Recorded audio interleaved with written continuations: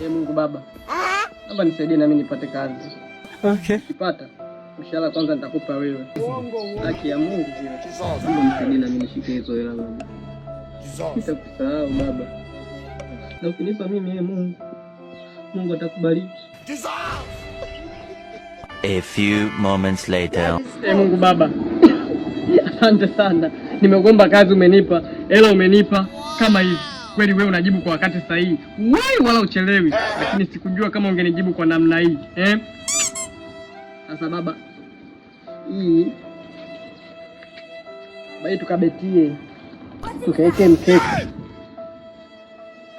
Baba, hii tukampe mkweo hii. Wangu mkwe wako. Baba, hii nitamtumia mama yetu. Baba, zimeisha Baba.